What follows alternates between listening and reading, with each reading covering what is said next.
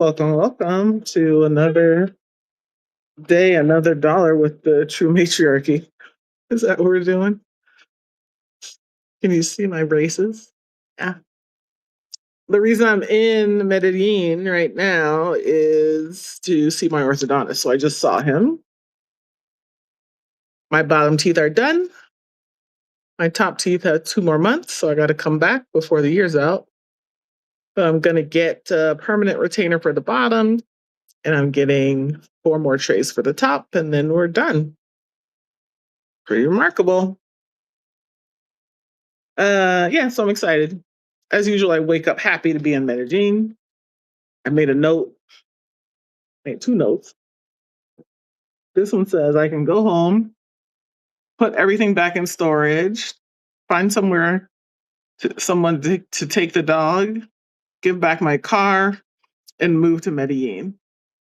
I can do that. None of my money is in Detroit or America. And then the other thing says, any rule you didn't create for yourself, question it. Hashtag true patriarchy. So I'm on that, but I woke up feeling really taking time, which is something that happens when I'm away from my home and the demands of that, from as small as the dog needs to go out first thing in the morning. So that's the first thing I do as opposed to sit and be quiet for 10 minutes. Although I can sit, be quiet for 10 minutes, let's be for real. I have that much control over my life. Um, I also was spending some time. So, in my 10 minutes of quiet this morning, I was thinking about myself after having very vivid dreams. My partner has very vivid dreams and he loves them. I have them and I hate them because it's like I'm aware of what's happening and not kind of, but I also oftentimes am frustrated in them. And this was another like frustration dream. Like I couldn't get the help I needed to get from my mom or get her where she needed to be. And I didn't have power to do what I needed to do. And it was frustrating. And that infuriates me. The feeling of being powerless is infuriating for me. As Alissa Gardenhire, as Capricorn, I don't know what it is, but it made me mad while I was sleeping. But then I woke up and I was sitting and I was thinking about things I forgive myself for. 2 things came to mind. Um, my body fat, the obsession with body weight, fat, composition, look that I've had for the last 44 years since I was about 12, and for losing money as an adult, losing the property that I inherited, other things that I put myself in positions where I did not take care of myself. So I said, oh, this little book. Today I am forgiving myself. You know, turn the camera and then you can read it the right way around. How about that? Yeah, there you go. Today I am forgiving myself for spending so much of my life judging and trying to modify my body and not loving it, or be grateful for the wonderful job it does to give me a vehicle to enjoy life. I love you, body. XO. I didn't know better. I just responded to family and cultural scripts. I'm sorry. You are beautiful, healthy, strong, and responsive. I love you. Elisa's body. Number 2, what I wrote was, today I'm forgiving myself for losing my inheritance and a lot of money after that. I didn't know enough about money. I took it for granted. I didn't know I couldn't support my household alone once my dad died. I had no idea that marrying Chris would ripple through my life financially for 20 years. I've gone against my own interests in relationships and fake relationships. One fake relationship was a scam.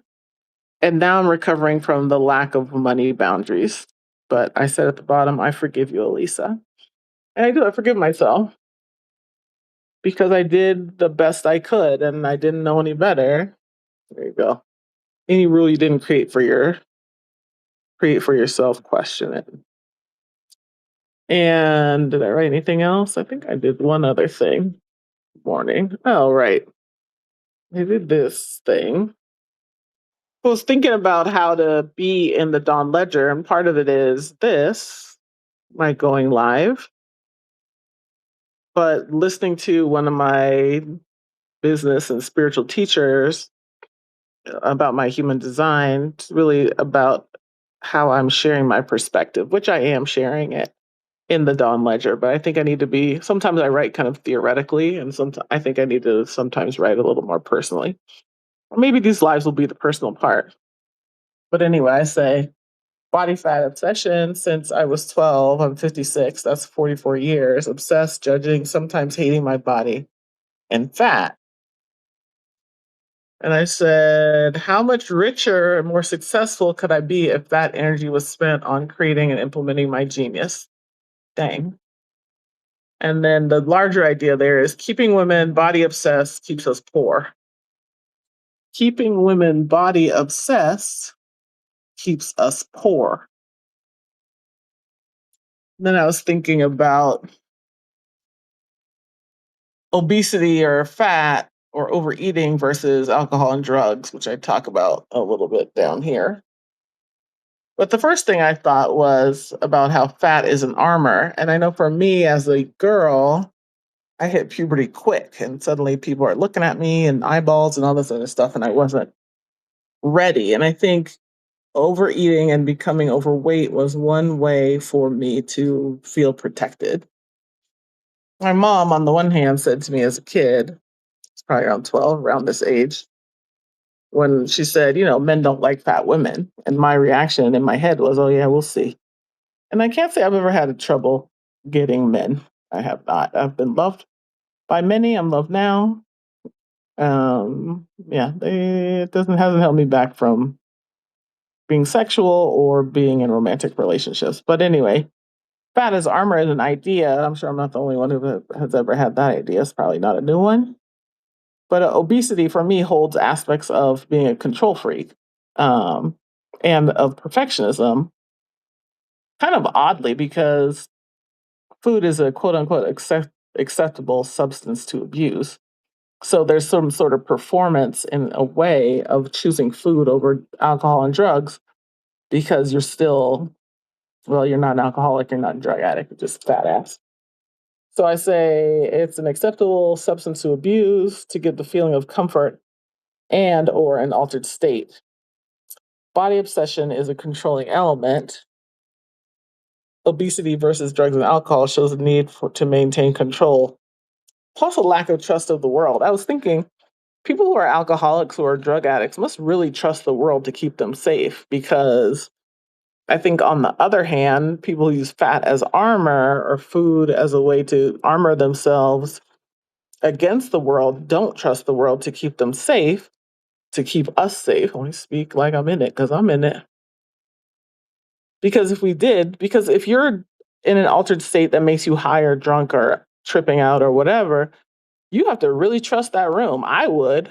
That's why I don't do it. I'm like, I don't know these people. Even with my partner, like, or with people I know who like are safe people to like do a mushroom trip or something with. I'm like, I don't know what would have to be in my mind in terms of trust to allow that to take place. And I really like my brain, and the idea of maybe not being able to come back to it is highly concerning.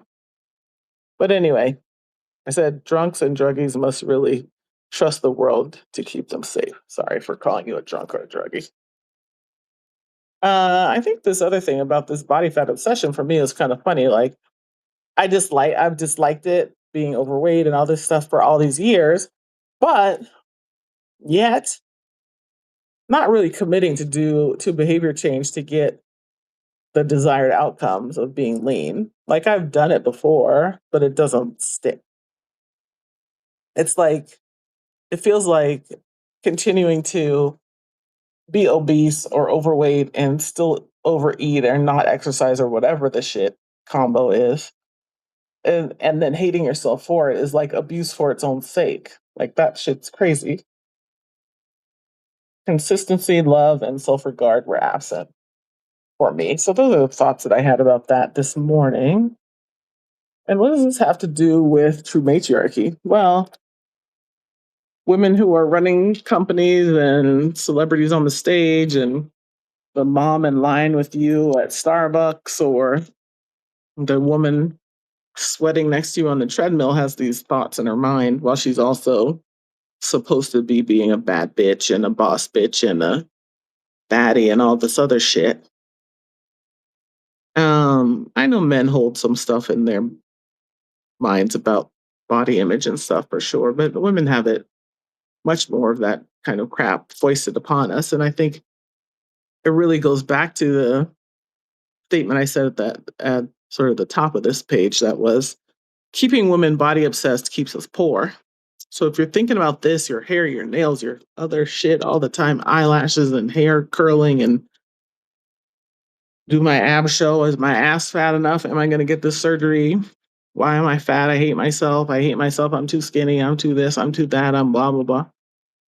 All that is time you're not getting rich. All that is time you're not becoming a titan of industry. All this is time that you are basically hating yourself for the sake of society. What kind of society is it that benefits from us hating ourselves? Why is the world better if we hate ourselves? This says there's one person watching. I have a feeling it's me. But if you're like actually watching, can you put a comment in here that I would see? I don't know how Substack lives work. Is it like regular lives? Maybe I'll get to a point where other people are watching. If you watch this or watch a clip, let me know if you've been on a different Substack live and seen other people commenting. Anyway, I think that's all I've got to say for now. And as usual, I don't know how to turn this thing off. It doesn't go off on my phone. So I gotta just quit the app. But here's something for you always to remember. Women are whole human beings with our own purpose for being here, embodied in these bodies on earth. And that's enough. Love ya. See you later.